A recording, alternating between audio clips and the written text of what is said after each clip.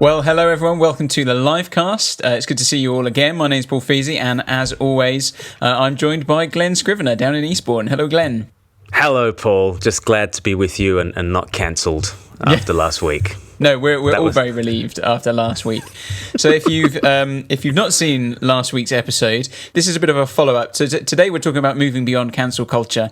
Last week we were looking at the results of a anonymous survey that we'd put out there for people, where people could fill in unsayable opinions, things that either it might be opinions they hold, it might be opinions that other people hold that they just wouldn't feel comfortable saying out loud. And last week we had a bit of a look at that. We pulled out some of the ones that stuck out to us the most. But we wanted to kind of talk about it a bit more because there was so much more that could be said. And most importantly, we didn't actually get a chance to open a Bible at all last time. But if you've not heard that podcast or seen that video, you can find it as podcast 314 at speaklife.org.uk/SLP. Or you can find the video on our YouTube channel with the title, This Survey Will Uncover Deeply Held Racist Beliefs. which it did. Yes, there were some, undoubtedly. Yes, but yeah, the irony of it was that the person who said this survey will uncover deeply held racist beliefs then went on in their next opinion to say that older white men are the problem. Yes, yes. And the delicious irony was explored much. It was not lost on us, at least. It was not lost on us.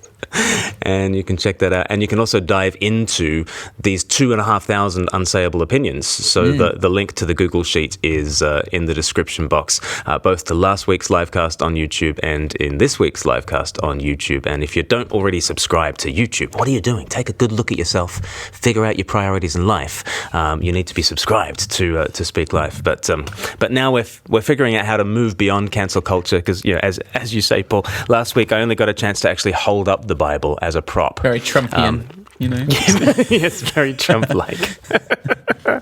And I gassed a whole bunch of protesters just so I got my photo op to hold up my Bible like that. That's the similarity between me and Trump. But one other thing that we didn't get to last week was a comparison between two different radio shows, and this is what we wanted to bring to you last week. But I think it is helpful. So if you live in the UK, you might know Simon Mayo. He co-presents the film podcast, the Five Live. What are they called? Wittertainment, the Church of Wittertainment. It's one of the most popular podcasts in the UK, and it's about film and the cinema. And he co-presents that with Mark Kermode. He also has a show, or used to have a show on Radio 2, where he had a very popular segment called Confessions. And Paul, describe for the people what Confessions was all about. Yeah, well, someone would have written in and they would describe something they had done in their past that they were confessing to. And the panel, I think it was three or so, would have this read to them. And basically, they would have to make a decision at the end whether this person was forgivable, what they'd done. Was this person worthy of forgiveness or not for this terrible crime they had committed? Whatever it might be. And they quite often were like pretty nasty things that people had done in the past. Yeah, there was a whole mixture of things, really, wasn't there? But yeah, definitely some of them more things. Trivial, some of them pranks, and some of them like truly dreadful. I don't think there was anything ever. There was never anything like criminal, was there? A murder.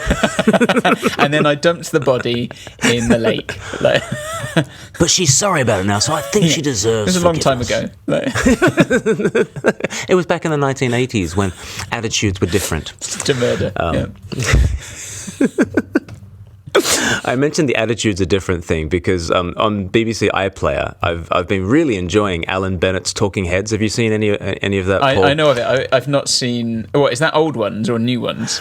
They've redone them. So he wrote them back in the 80s, and they've redone them with like Martin Freeman and Maureen Lipman and other people like that. Yep. But on a couple of them, one of them with Imelda Staunton, she plays this busybody from the 1980s who actually goes to prison for her harassment of other people because she just can't help but comment on other people's lives, and she can't help but involve the authorities and report people to the police when they haven't been doing anything wrong. She's clearly an old, horrible individual, and this is clearly described. And she's like an old Karen. A grey-haired Karen. And she goes to prison for this. So clearly within the narrative structure of this program, it's being, shown to us that her views are not correct. But she does express a racist view, or maybe two, within the program. But you can't click on this program on iPlayer without this massive pop-up coming and saying, do you want to proceed with this? This woman expresses views that some viewers might think are beyond the pale, disturbing. But we want viewers to know that this show was set in the 1980s when attitudes were different. And what was fascinating to me was that they were throwing an entire decade under the bus. Instead of saying, this woman is clearly, saying things that are unacceptable. They were unacceptable in the 1980s. She was sent to prison in the 1980s for these attitudes. But no, the BBC today are going to throw the entire decade under the bus. It's when you get to the 40 point, years ago. It's when you get to the point where it says, this program, this next film contains... It contains racial supremacy and allusions to colonialism and invasion, but it was set in a galaxy far, far away a long time ago. So, and it's just why is it treating the viewer as such an idiot that they can't see that this woman's views? Of course, this woman's views were repugnant. They were repugnant in the night. They're repugnant in any decade. Yeah. But it's just this moral superiority of the date is 2020, and haven't we moved beyond all this stuff? Anyway, why was I saying this? Anyway, Simon Mayo. And his confessions, people would go on and they would confess to things they had done, and then the panel would vote on whether the person deserved forgiveness, which is a horrible, confusion of categories there, which we have remarked on before on this show. But Simon Mayo's no longer doing that show on Radio 2. Instead, on Radio 1, there's a very interesting successor to Confessions, and the successor is Unpopular Opinions, with Greg James. So before, people would confess the things they had done.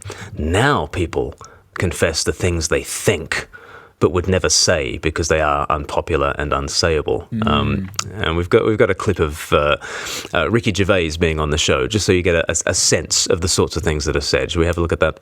Oh, come and give us your unpopular opinion. Something up till now that you've been scared to say. We've had Sophie and James, Naomi and Aaron, and finally, Ricky. This feels dangerous. Humanity is a plague, and the world would be a better place if all people were wiped off the face of it and went back to nature. And I can't wait for that to happen one day. Good. Ricky, a pleasure to have you on the show. There is Ricky Gervais being, typically kind of impishly kind of hateful. I love his pure disdain for humanity. Humanity's a plague. And I can't wait for it to be over. Yeah. I mean, all the signs were there with The Office. This is the way he thinks of humanity, and I love The Office too. But maybe that makes me an impish misanthrope as well. But so it used to be that the stuff that you did is what you needed to confess. Now it's the stuff that you think. And certainly with our survey, we had about 450 contributors to the survey, and lots of them got in touch with me to say, oh gosh, it felt like I went into the confessional. It felt like I'd unburdened myself of these terrible, terrible opinions that couldn't possibly be spoken. But actually, a lot of them could be said, I would have thought, and ought to be said. There's a large majority were ones where you could potentially see how there's room for a discussion on issues, even if people may disagree, or even if the mood of the day would run against it. You'd hope there'd be room for discussion. There were definitely some in there which were beyond the pale, undoubtedly, that we commented on last week. But by no means would I say it was the majority was like that. It was things most of us. Again, it was probably a largely Christian response, I guess. Although there are non-Christians in there, undoubtedly. People do identify that sometimes. So a lot of things that would be things that as Christians we would hold to be orthodox belief, kind of views on morality and all kinds of things that just don't, or that just kind of jar against society and, rub people up the wrong way a bit. So I think so. Something that's interesting is that people kind of assumed that because we're having this anonymous survey, that the anonymous survey would uncover deeply held racist views and bigoted views, and it would just be this festering cauldron of hatred. And I don't think that's the experience. I mean, you can go onto YouTube and you can click on the link and you can see all 2,500 opinions. I don't think they are any spicier than what you'll see on Twitter, and they're probably less spicy than what you'll see on YouTube. And what's interesting to me is I think the public internet is actually now more hate-filled than the private internet, because the public internet is fueled by performative outrage. And it's an entire ecosystem that's driven by outrage, and the whole point is that other people see you getting outraged, and then there's a battle between two entrenched positions, and actually the public internet is more hate-filled than the private internet. I think we're seeing a shift, and I think more and more people will just start to take things into private spaces and onto private pages and onto Discord servers and things like that, because actually it's the stuff that's out there in the open that is the most hate-filled. Well, it's because no tweet or video goes viral by saying something moderate and well considered.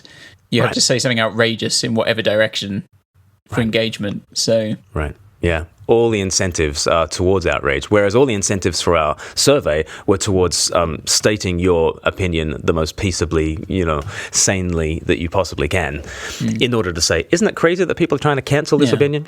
Not everybody read that, but that's right. Just to point that out, Yeah. There were a few inflammatory things, but and one of the things that makes this survey so apt is that just last week, J.K. Rowling and 150 others signed a letter published in Harper Magazine about free speech and denouncing the restriction of debate around the world. And so we spoke about this last week. These 150 signatories.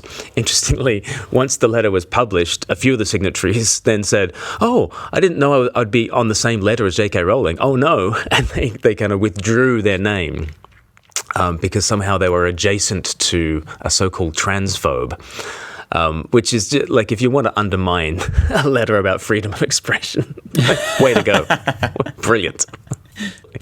Not I that believe kind in of free freedom. speech, but not that free speech. But there have been other responses to this cancel culture letter. So there are 150 signatories to the one that J.K. Rowling signed. But then there was a different letter and published in The Objective, and it had 160 signatories. So, yeah. In terms of one-upmanship, it's very, very Partridge-esque, isn't it? There's that sketch with the Alan Partridge saying to the farmer, how many cows do you have? I have 100 cows. I've got 104 friends. It's just, how many signatories did your letter have? 150. Well, we can find 160 signatories to our letter. And what do the 160 signatories say? Well, let me show you. It singles out J.K. Rowling, however we're saying this. Rowling, one of the signers, has spouted transphobic and transmisogynist rhetoric, mocking the idea that trans men could exist. Or just questioning whether gender is really so mutable. You could put it one of the other ways, one of those two ways. Maybe she's spouting transphobia, or maybe she's citing science. You never know. And likening transition-related medical care, such as hormone replacement therapy, to conversion therapy. Are you not able to liken one thing to another thing? Because it seems perfectly possible to liken the fact that in one area of sex and sexuality, you say, I'm born that way. And in another area of sex and sexuality, you say, I can transition just simply by declaring myself to be the opposite gender. Pick one, And if J.K. Rowling is saying that, is she allowed to bring out that comparison? Anyway, she directly interacts with fans on Twitter, publishes letters littered with transphobic rhetoric. If you read her tweets, try and find phobia there. Try and find hatred. I certainly can't. And she gets away with platforming violent anti-trans speakers to her 14 million followers. What does she mean by violent? We'll get into that in a little bit. And certainly we found on the survey that trans issues were the number one issues that were cited. Would that be fair, Paul? Yeah, I think off the top of my head, it's something around 280 or so people made reference to issues of gender or transgenderism itself. A typical example would be. We've got some typical examples, haven't we? Yeah, should we have a look at some examples that we can see on the screen, if I can bring that up for you. So here we are. We've got some typical opinions that were shared there. So a very typical one: you can't become a man or woman just by saying that's what you are. Transgenderism is getting way more attention than it deserves, given how many people are actually transgender. What else we had? So someone said any changes in how a person views their sexuality or gender should be left until adulthood and not encouraged in children. Seems relatively like a reasonable kind of thing to suggest. Pretty sane. Even if you disagree with it, can you at least say it? Yeah. There are only men and women, and a number of medically intersex people so small as to not really enter the popular debate. Another one said, gay and lesbian activists made a strategic blunder when they allied themselves with transgenderism. I think that's probably a reference to the undeniable clashes going on between transgender activists and the gay and lesbian community to do with issues of sexuality. It's very interesting, isn't it? The LGBT community is tearing itself apart over the T, really. And, Stonewall, I mean, the Gay and Lesbian Alliance has broken off from Stonewall this year, with the Gay and Lesbian Alliance accusing Stonewall of homophobia and Stonewall mind-boggling, accusing them of transphobia, Yeah. So, and I think what it shows, it has a number of people. I think someone actually said on the thing, like, the LGBTQ community it's just a very all-encompassing title, but as a community, there isn't really a single community there. No. It's a relatively meaningless phrase. Well, it's inherently unstable because, especially the L and the T. If you're lesbian, it's really quite important. Your immutable gender is really quite important, and the immutable gender of your partner is really quite important to you. And the T says the very opposite. The L says born that way, and the T says I can declare myself to be a woman any moment. and if you don't fancy me, I'm a trans woman, and if you don't fancy me, you lesbians, then you are being transphobic. It's an inherently unstable alliance, and it's showing itself to be such at the moment. Well, it picks at a number of other things as well. I mean, just the other day, someone told me I couldn't have an opinion on something because I'm a man, but I'm pretty sure by their thinking next week I could decide to be a woman. So it just does away with so many, creates so many issues. Anyway. So the next one, another person says suicide rate in transgender community and how it is high regardless of the acceptance and progressivism of their community. So saying there that there's a high suicide rate amongst transgender people regardless of how accepted they are or where they live. Okay, there we go. That was the last and phase. And that's either true or it's not. It's either true or it's not.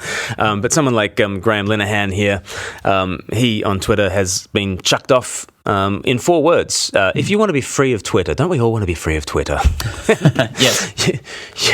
You can end the madness now. Just tweet those 4 words, and you'll be carried off to the incinerator. Men aren't women, though, and that was enough for Graham Linehan. To get chucked off Twitter. A year earlier, Megan Murphy, a feminist, got chucked off Twitter for calling a trans activist he, which is biologically correct, but not how Jonathan / Jessica Yaniv wants to be called. And because he wanted to be called she, and Megan Murphy called Yaniv he. I can see you struggling to work out what to say as you're saying it, like this, that look in your eyes, going as what? Yeah, and we'll figure out why this is such a minefield.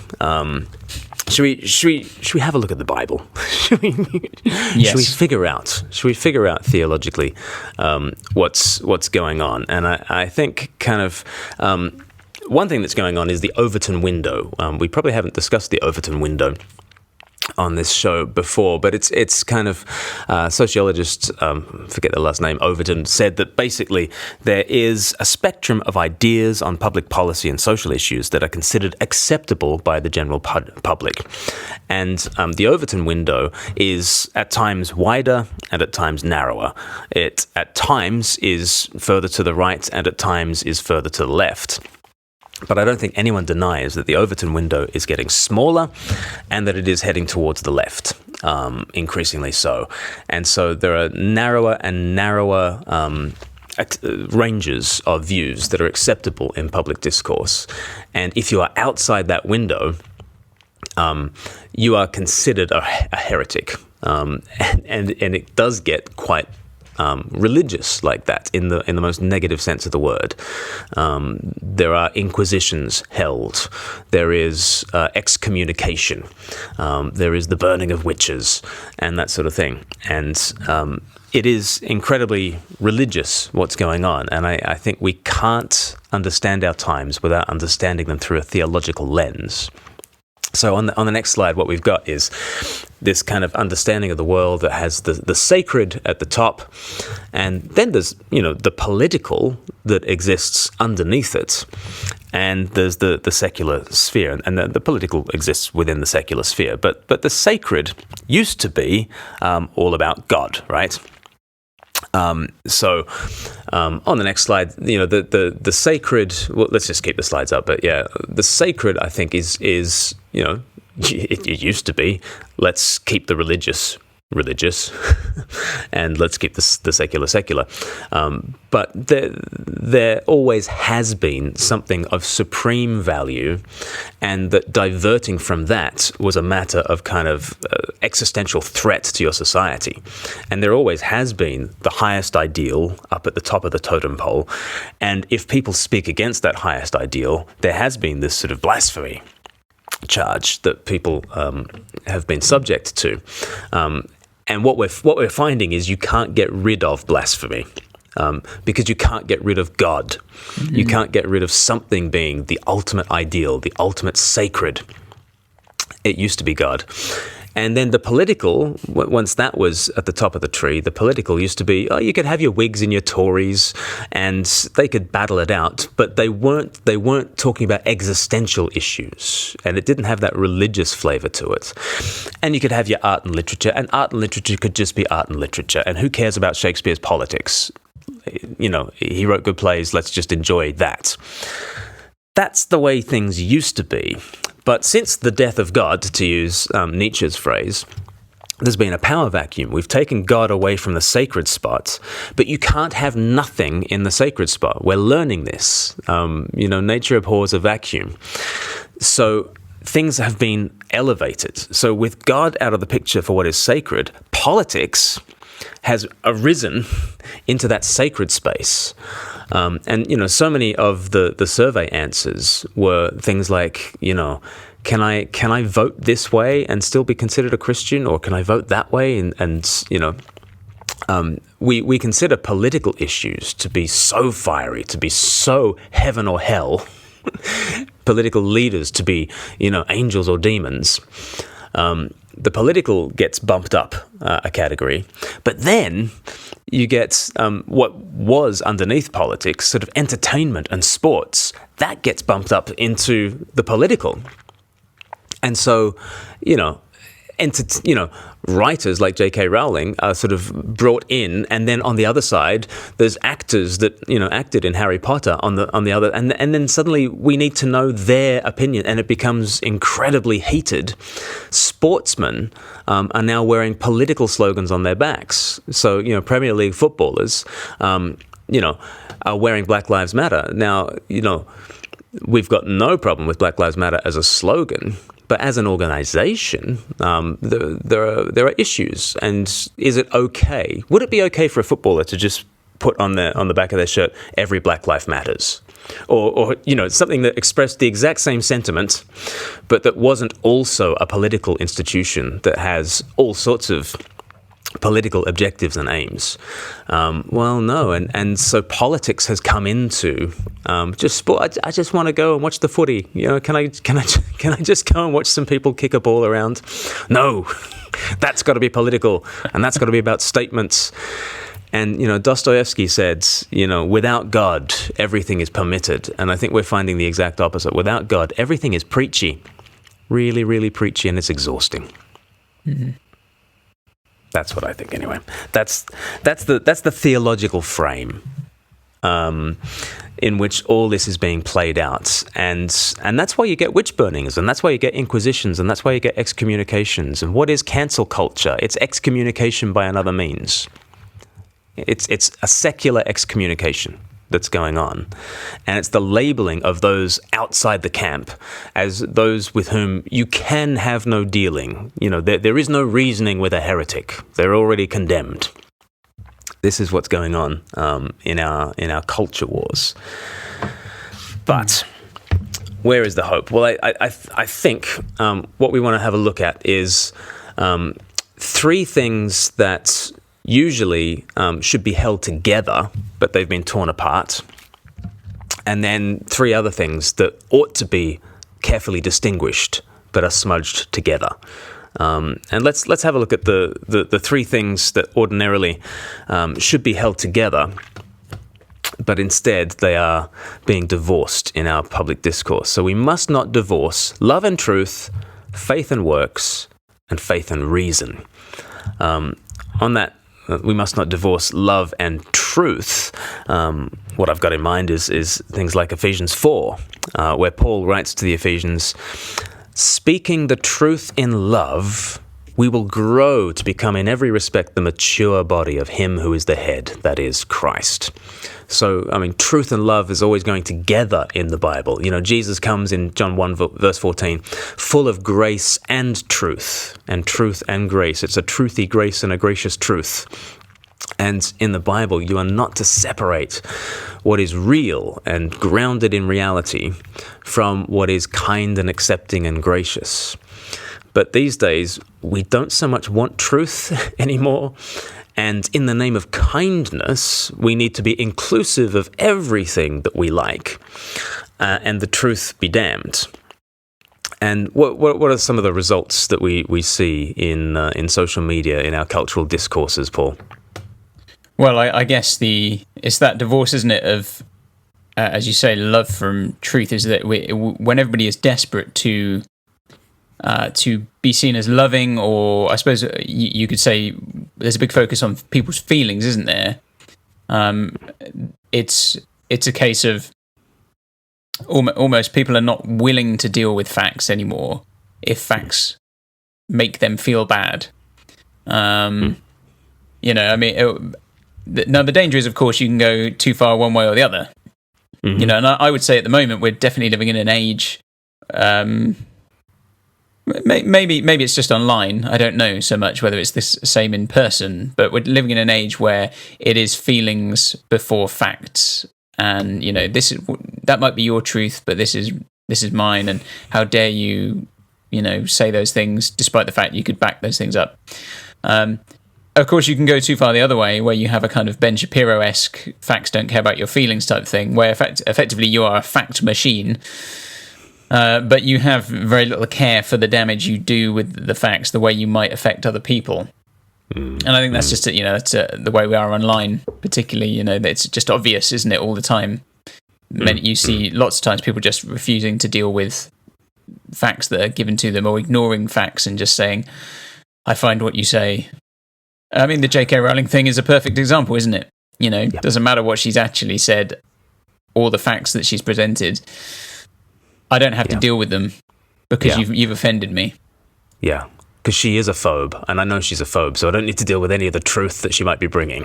I've already dismissed her as a TERF, and so I don't need to deal with facts. And as someone on the survey said, can we at least bring up statistics about suicidality or something like that? Can we at least bring those facts? But you can't if already someone's decided you're a hater. and your facts just lead to hate. So we're not gonna deal with facts. And there's often the strange thing is, again, there's often a real righteousness about a self-righteousness in people who want to do that. You know, like, well, those people are beyond the pale, so we don't have to listen to them. But of course, again, you don't have to look far to people to find examples of people who would have said in history, and I'm sure there are still plenty of people today who would say, well, we don't need to listen to them because they're a woman, or because, you know, they're black, or they're Jewish, or you know, it's really easy to label someone and then just say, well, therefore I don't have to listen to you. Yeah. And actually, we know there's terrible hatred in there and bigotry and where it leads. So. Yeah. And actually, maybe you're bringing up the facts in order to help the other person, because maybe their flight from reality is not helpful to them. And there's just a terrific Jordan Peterson clip, which we're going to play to you, where he just talks about don't demand that the world agrees with your account of yourself or your account of reality. Don't ever do that. For the sake of your sanity, you need to actually be contradicted by the world of fact that is out there. You need to listen to people out there who are contradicting your view of reality. And if you don't, you'll go crazy. So this is Peterson's clip. I think it's very wise. If the world is required to validate your identity, you're done for. And the reason for that is that every single one of you have a pathological direction in which you're likely to go. And that's because every temperamental virtue comes with a temperamental vice. And so the only, you think you're sane. It's like you're not. You're not even close. If I put you alone in a cave for 2 weeks, you'd be done. You can't be sane on your own.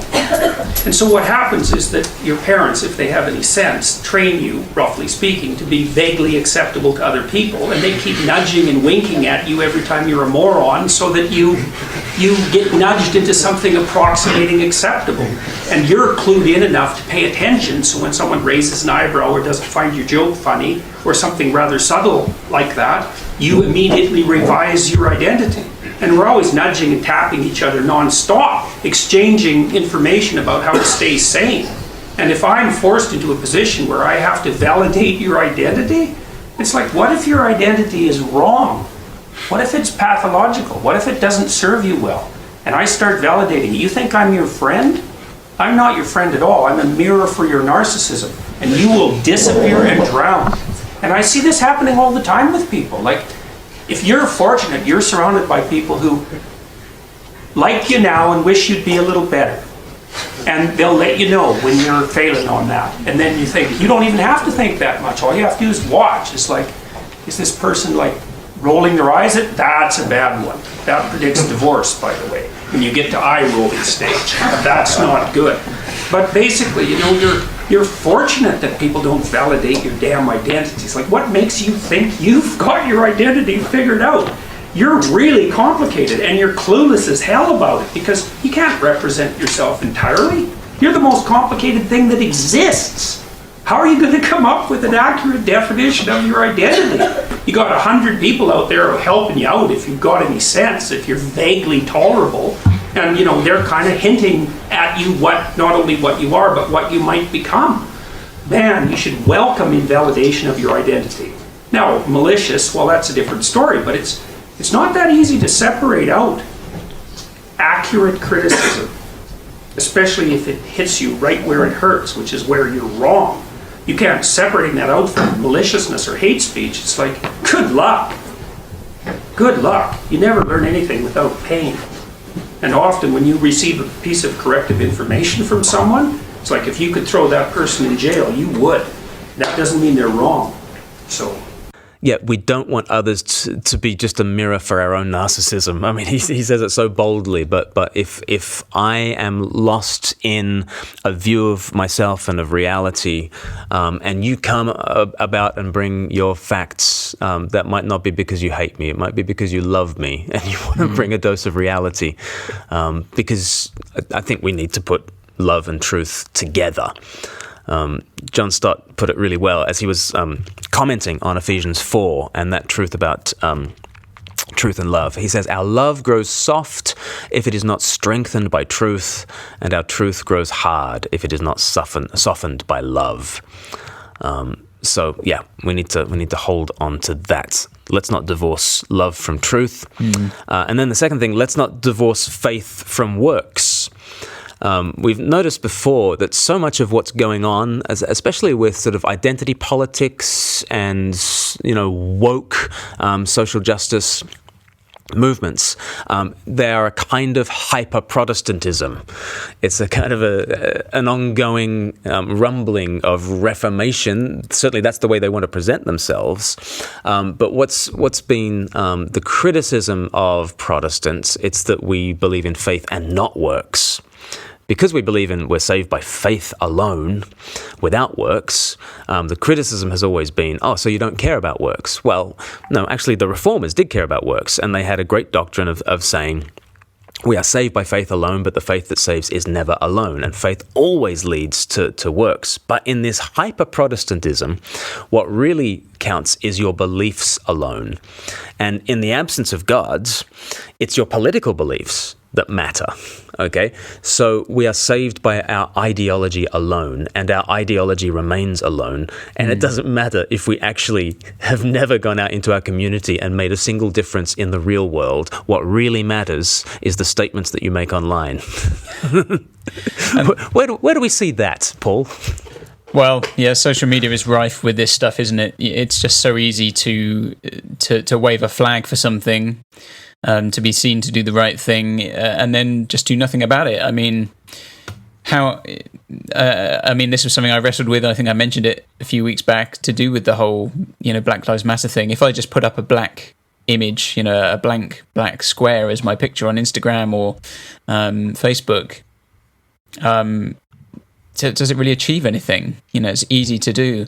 I mean, at the moment, there's this thing to do with, I don't know if you've seen the PTSD stuff on Facebook.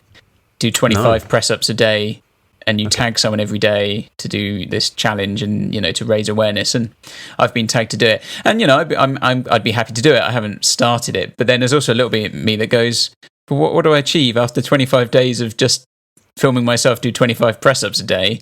Oh, you film yourself as well? well? You do film yourself. So but again, but so you have to, there's that, but again, what I could get to the end of that and think, what have I really done for post-traumatic stress disorder? And it may be that, those things, it's tough to know with things like that, because there may be someone who has PTSD who sees all that and goes, I'm really glad that people are thinking about this in some way. I feel seen. Yeah, I feel appreciated. That may very well be true. But there may be others who see exactly the same thing and go, man, this is just so tokenistic. You're not doing anything to help. So easy to wave your flag and just virtue signal. And we know that kind of thing crops up on the internet all the time, don't we? I can say the right thing and be seen to have the right beliefs. Right, and how are you actually impacting your community? It's all you get is the signal on social media. You don't actually get the virtue. So it's virtue signaling without the virtue very often. To which James chapter 2 says, "What good is it, my brothers and sisters, if someone claims to have faith but has no deeds?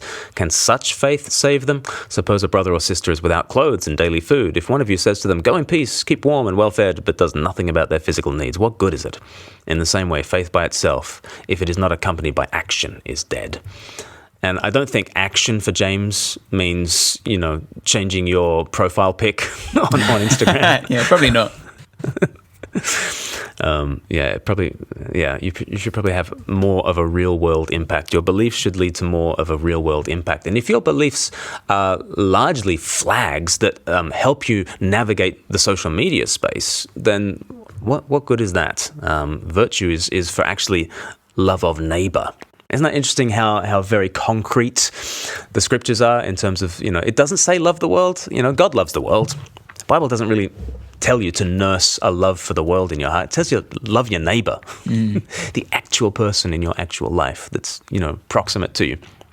That's a real, that really undercuts virtue signaling when you're, I need to love my neighbor. Okay. So we've divorced love from truth. We've divorced faith from works. We've also divorced faith from reason. And again, we're hyper Protestants these days, and and so there is in Protestant faith more of a suspicion of reason, but there ought not to be, because from faith we are meant to seek understanding. Faith seeks understanding. That's kind of how the Christian church has thought of things down through the centuries, and so. So we should really be interested in evidence. We should really be interested in reasoning. We should really be interested in an evidence-based discussion in which there's persuasion and that sort of thing that happens across the aisle. But what is it that we see instead, Paul? Well, I mean, similar to what we mentioned earlier, that people will just say, well, if you believe these things, therefore we don't have to engage with you. I don't have to be confronted by what you're saying. I can dismiss it out of hand. I think part of the reason, I think there's a fear of having discussion as well. A fear of changing your mind.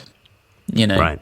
What if you have a discussion with someone and they convince you? Disaster. Right. Because I think we see, I think it's a strange thing, isn't it? That often when other people change their mind and say, okay, I hadn't thought of that, we often we see that as quite an admirable thing in other people. But if we were to do that, we almost feel like it's a weakness that we've lost, Right. But actually changing your mind isn't the worst thing. It's actually what repentance is. Like literally, the Greek word is the word change of mind. But if there is no God in your worldview, then the political is the sacred, and therefore your identity is wrapped up in your political beliefs so tightly that it would be like, negating your very existence to change your mind on some of these things. Which again is why we need to have actually God in the place that God ought to sit, and that might free us up to be to hold on to our political beliefs with much of a looser grip. But instead, and part of the thing that social media is doing is that we're all siloed off into our little echo chambers, and therefore the whole ecosystem actually rewards just playing to your base, and just you just tweet things that your kind of people like to hear, and you're not really trying to reach out and persuade anyone on the other side, because people on the other side are not going to read your tweets anyway, because they probably don't follow you. But even if they did follow you, the algorithm would mean that they don't see your stuff, and so nobody's trying to reason with the other side. Everyone is just trying to play to their own entrenched bases, and so we get these echo chambers, and reason goes out the window, I think. But come back to Jesus, and you get love and truth brought together. You get faith and works brought together. You get faith and reason brought together. But then on the other side, we need to think about how we differentiate things. And we need to differentiate these next three things. We need to differentiate between words and violence, between sins and crimes, and between persons and ideas. And the first thing, we need to differentiate between words and ideas. And we'll see what happens when they get collapsed into one another. But, the first thing to notice about words in the Bible is that words are incredibly destructive and hurtful. The Bible knows that, words hurt. So, Proverbs 12, verse 18, reckless words pierce like a sword, but the tongue of the wise brings healing. Reckless words pierce like a sword. Proverbs is full of that kind of language. Words have a serrated edge, and they are like a sword thrust into your heart. And the words of the prophets are often hurtful, right? You can have righteous, hurtful words that hurt people's feelings. Certainly Jesus, when he called the Pharisees whitewashed tombs and, nests of vipers and all that. You're the blind leading the blind, and that fox Herod. When Jesus spoke in those ways, many people were hurt. You even read about that. Some of the Pharisees were hurt by what Jesus said. So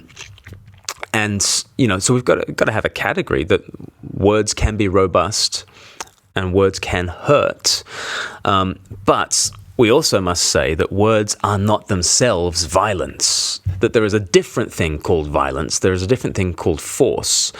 In the realm of the flesh, there is this thing called force, there is this thing called the sword, but in the realm of the spirit, we are never to take up arms, we are never to use violence or force.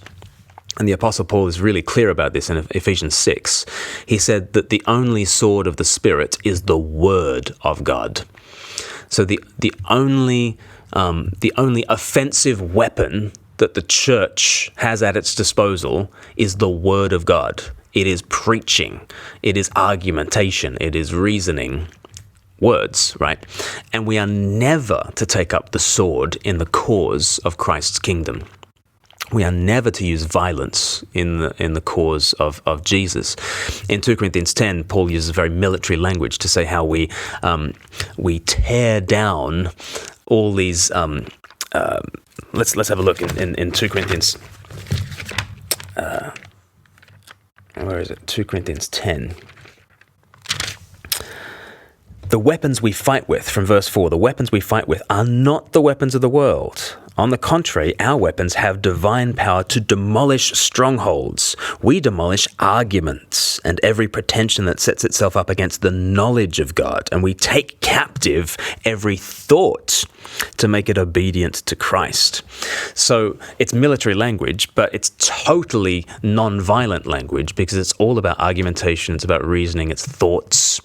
And so in the Bible, there is this real radical distinction between words and violence. And we are to use robust words, but we are never to use our fists, never to use swords, never to use violence. But these days, we're kind of smushing together the idea of words and violence. How do we see that, Paul? Well, I mean, as we've said, the words are... People will say your words are violence, that people are doing violence to each other because of the things they say, even though, they're not being physically beaten or anything like that.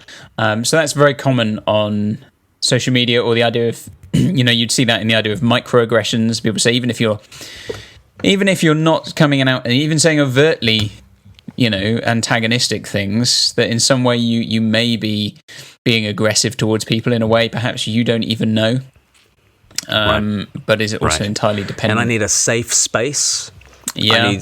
And you might, maybe 30 years ago, if someone said, there need to be safe spaces in universities, people would have thought, oh my goodness, is that because there are pitchfork mobs that, like and you need to be physically something. Safe? No. Yeah, you need a panic room. You'd think that's what it was 20 years ago. You would have thought that kind of thing, a safe space would be that kind of thing. But now a safe space appears to be a place where no one challenges anything I believe in any way. I suppose the opposite, though, is we have this silence is violence, is the other end of the spectrum, isn't it? So not only are your words violence, if you don't say anything, that's also violence. So you can't really win on this front, can you? Yeah. And I think it's coming from, I think a Marxist view of the world is a reductionistic, materialistic view of the world. There is no realm of the spirit, it's all flesh. And therefore a Marxist analysis of the world can be quite profound in describing there are power plays at work in the world. And the Christian says, of course, there's all sorts of power plays going on in the realm of the flesh. But when you deny the realm of the spirit, then for the Marxist, everything becomes power plays. And therefore, violence is justified because there's nothing else but force. There's nothing else but flesh bumping up against flesh. And so I think there is a very great danger that this distinction between words and violence will be gone. And therefore, physical, violent confrontation is the only thing left. So we really need to come home to the Bible. We really need to come home to Jesus to actually have a justification for this realm of the flesh, realm of the spirit, in which argumentation, words, and reasoning can actually take place. Otherwise, it all becomes violence. The second thing that we need to differentiate is the difference between sins and crimes. There is overlap between sins and crimes. Some things that are sins are also crimes, like murder. Some things are sins that ought not to be crimes. And we've taken a view that adultery itself, while it might be considered sinful by various people, not just Christians, it is not something that we prosecute. And so there's a distinction between sins and crimes. But I think that's really helpful, because someone can say something utterly repugnant, utterly wrong, utterly evil, and you can still say, yeah, but we shouldn't call the cops on them. This is not the jurisdiction of the police. This is not the jurisdiction of the state. It is wrong, and there should be censure, but that censure perhaps should not be, you go to prison. But how are we seeing that distinction between sins and crimes being torn apart? Well, in the kind of cancel culture of today, isn't it, that if someone says something online, it's not a case of oh, that was a bit ill-advised, or we didn't like that. It's, well, now we end you, off to jail with you, into the incinerator. That's what it is, isn't it? We will find your place of work and tell your employer what a terrible person you are. We will reveal your details online so that people can, harass you and whatnot. Right. Yeah. A policeman will show up at your workplace and just to check your thinking. Yes. Wow. Thank you, branch of the thought police. And even that category of hate crime, it's a perfect example of sins and crimes coming together. A hate crime. Well, then you're asking a judge to be able to judge the thoughts and attitudes of a human heart. Who is capable of judging the thoughts and attitudes of the heart? Well, Hebrews 4 verse 12 says, the word of God, Christ himself, is able to judge the thoughts and attitudes of the heart. But a human magistrate, that we probably shouldn't give them jurisdiction over that. And I think we should probably also stop accusing people stop pretending to know the motivations that other people have when they give their views. So, people talk about these dog whistles. Somebody just, they said one thing, but I know what they really meant. It was a dog whistle that was summoning all their friends from, well, I don't know. If you can hear the dog whistle, it mustn't be a dog whistle. It must just be a whistle. But this claim to know the motivations of other people, or the gaslighting accusation. Someone is just gaslighting me. And well, maybe they're just stating a fact that you consider to be inconvenient, and you're having a kind of a Magatu response from Zoolander. I feel like I'm taking crazy pills. That's also part. Whenever somebody accuses somebody else, whoever they are, on whatever side of whatever disagreement they have, if someone accuses someone else of gaslighting, all I can think of is Will Ferrell just saying, I feel like I'm taking crazy pills. Let's not be judging the thoughts and attitudes and motivations of other people's hearts. We're just not in a position to do that. But again, you take God out of the equation. Now we have to step into the void and do stuff that we are not fit to do. So let's bring back God, and then we can have a true distinction between sins and crimes, and that might take some of the heat out of some of this stuff. And then finally, there's the difference between persons and ideas. So on page 1 of the Bible, persons are given the most incredible dignity. We are made in God's image. And in the New Testament, you go to a place like Galatians 3, and you see that we are all one in Christ Jesus. Okay, so we have this infinite dignity and worth that are given to us as persons. But ideas can be ridiculous. Ideas can be stupid. Ideas can be garbage. People are never garbage. And we must never treat people like they are garbage. But sometimes ideas are total garbage and need to be called out as such. So we need that distinction of persons and ideas. But where does that go wrong, Paul? Well, I mean, I think, again, we just see it all the time online, don't we? That if you... I mean, the J.K. Rowling thing, again, will be an example. I've seen a number of people say J.K. Rowling is denying the existence of trans people or whatever, or denying their identity. And as I read it, she's not doing that at all. She's questioning the reality of whether gender can change, but she's not saying if you are a trans person, I don't recognize you as a human being or anything like that. Right.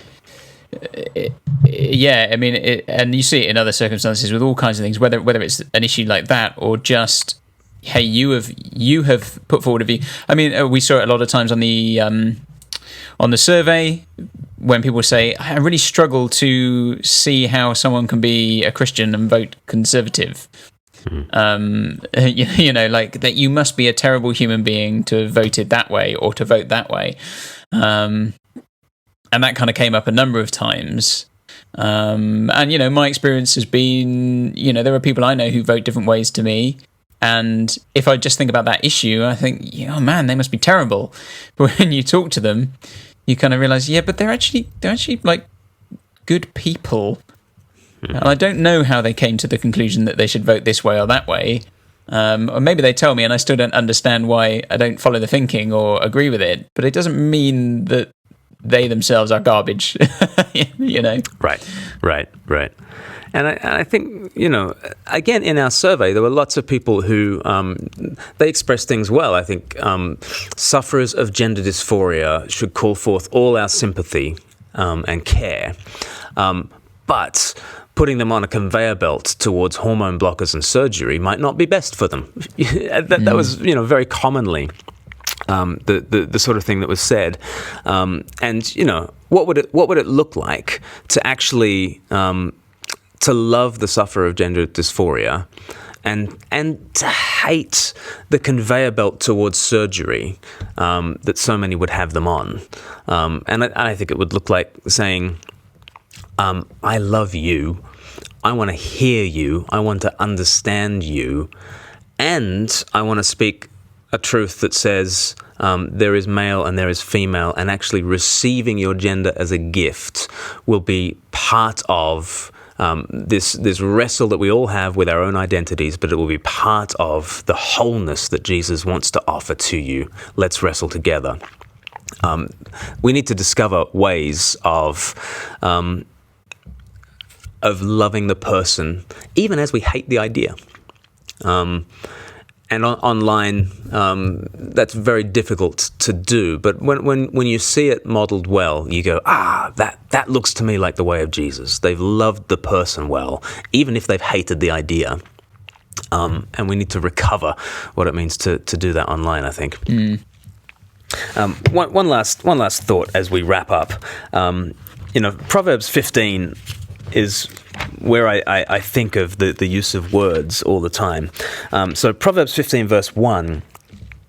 Here we go. Lost my place. Proverbs 19.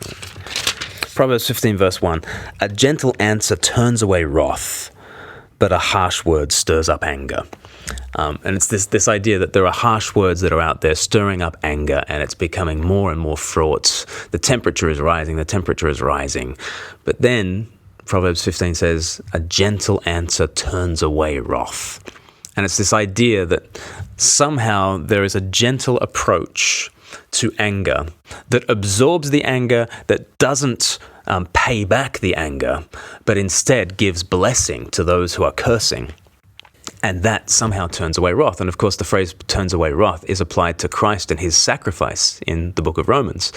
So who is Jesus? Jesus is the gentle answer of heaven to the stirred up anger of earth.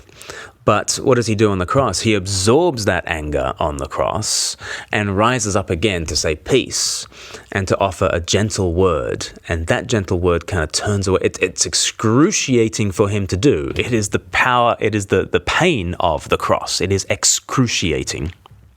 for him to do that, but it is also the path of peace. And for those who are reconciled by that love, we're set on our feet to go out into a world where anger is stirred up, and instead to, in Jesus and with Jesus, offer gentle words that turn away wrath. It will feel excruciating, but it's actually the path of peace. Let's see if we can do that this week, offering our gentle words. Brilliant. Well, Paul, how can people catch up with us online?